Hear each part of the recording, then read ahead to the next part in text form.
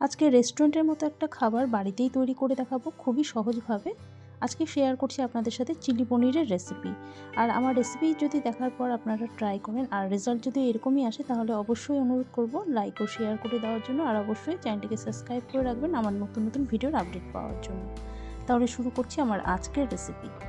এই চিলি পনিরটা বানানোর জন্য আমি প্রায় 250 গ্রাম এখানে পনির নিয়েছি। চিলি পনিরের জন্য যদি পনিরটাকে একটু বড় করে টুকরো করে নেওয়া যায়, তাহলে খেতেও ভালো লাগে এই চিলি পনিরটা। তো আমি এরকম সাইজেরই রাখছি পনিরের টুকরোগুলো।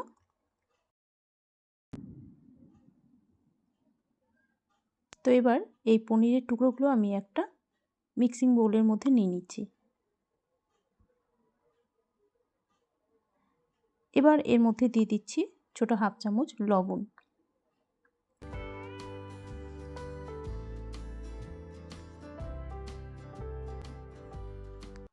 দিয়ে দিচ্ছি ছোট হাফ চামচ লঙ্কার গুঁড়ো। এবার দিয়ে দিচ্ছি বড় 2 চামচ কর্নফ্লাওয়ার।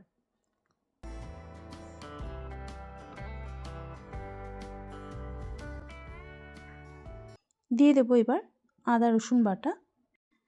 প্রায় বড় 1 চামচের থেকে একটু বেশি দিয়ে দিচ্ছি আদা রসুন বাটা। এটা একদম শুকনো আছে, সেজন্য আমি হাতে একদমই সামান্য জল দিয়ে এবার ভালো করে মেখে নিচ্ছি।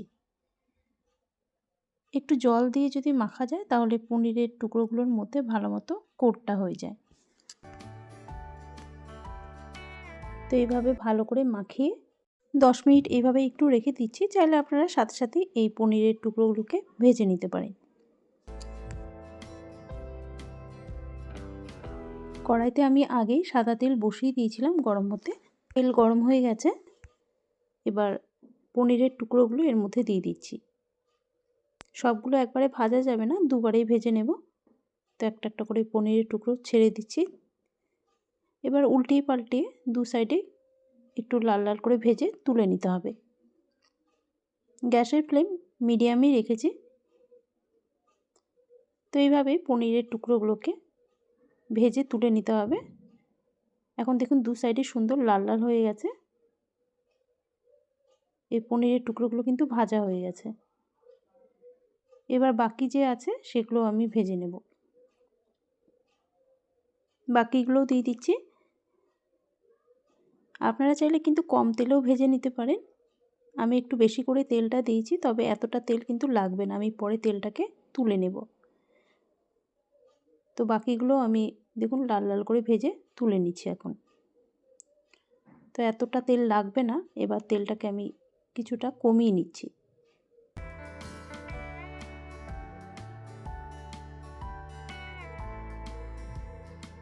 তেলটা কমিয়ে এতটাই তেল রাখলাম। এই তেলে এবার বাকি রান্নাটা করে নেব। তো তেল তো গরমই আছে। এবার এখানে প্রায় 1.5 চামচের মতো রসুন কুচি দিয়ে দিলাম। আদাটা আমি আর দিলাম না। রসুন কুচিটাকে দিয়ে এবার তেলের মধ্যে জাস্ট কয়েক সেকেন্ড একটু ভেজে নিতে হবে। একটু ভাজা হলে তারপর এখানে আমি কেটে রেখেছি বড় বড় টুকরো করে ক্যাপসিকাম, পেঁয়াজ আর 3-4টে চেরা কাঁচা লঙ্কা। তো সবগুলোই একসাথে দিয়ে দিচ্ছি। দিয়ে জাস্ট 2 মিনিট হাই ফ্লেমে একটু ভেজে নিতে হবে এগুলোকে। খুব বেশি কিন্তু ভাজা যাবে না, হাই ফ্লেমে রেখে 2 মিনিট ভেজে নিতে হবে। আর চাইলে কিন্তু এর জন্য যে সসগুলো এখন দেব, সেই সসগুলোকে আপনারা আগের থেকে সব একসাথে করে নিতে পারেন, তাহলে রান্নাটাও খুব তাড়াতাড়ি হয়ে যাবে। তো আমি এখানে বড় 2 চামচের মতো টমেটো সস দিয়ে দিচ্ছি। দিয়ে দিচ্ছি বড় 1 চামচ চিলি সস। এবার দিয়ে দেবো এর মধ্যে সয়া সস। সব 1 চামচ করেই দিয়ে দিচ্ছি। দিয়ে দেব ভিনিগার।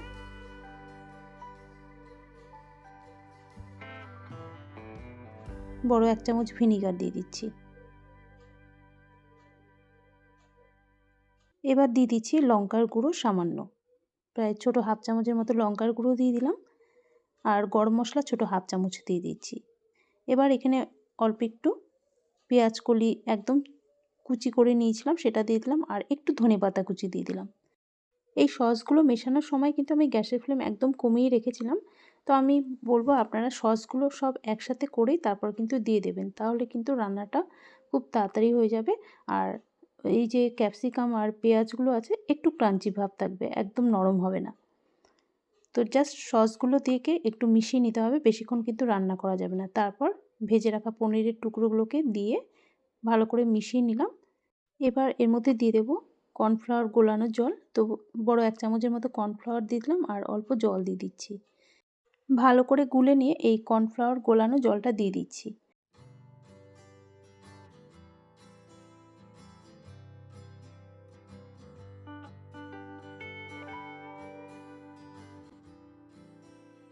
কর্নফ্লাওয়ার গোলানো জলটা দিয়ে দিলাম, আরও হাফ বাটির মতো জল দিয়ে দিচ্ছি।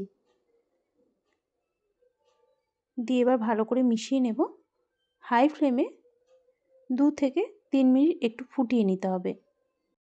লবণটা আমি এবার সবার লাস্টে অ্যাড করছি, প্রায় ছোটো হাফ চামচ লবণ, আর দিয়ে দিচ্ছি ছোটো হাফ চামচ চিনি। চিনিটা দিলে টেস্টটা ব্যালেন্স হয়। তো লবণ আর চিনিটা দিয়ে আবারও ভালো করে নেড়ে চেড়ে নিচ্ছি। তো আমি কিন্তু এরকম শুকনো শুকনো করেই নামিয়ে নিচ্ছি। আর যদি আপনারা একটু গ্রেভি চান তাহলে কিন্তু জলের পরিমাণটা একটু বেশি করে দিতে হবে, সাথে একটু কর্নফ্লাওয়ারও বেশি করে দিতে হবে। তো ব্যাস, আমাদের চিলি পনির একদম রেডি। এই চিলি পনির খেতে বেশি ভালো লাগে নান রুটির সাথে, বা আপনারা ফ্রাইড রাইসের সাথেও খেতে পারেন, বা সন্ধ্যের স্ন্যাক্স হিসাবেও এটা খেতে পারেন। আচ্ছা, তাহলে এখানেই শেষ করছি। আপনাদের সামনে তাহলে আবারও চলে আসবো অন্য কোনো দিনে অন্য কোনো নতুন রেসিপি নিয়ে।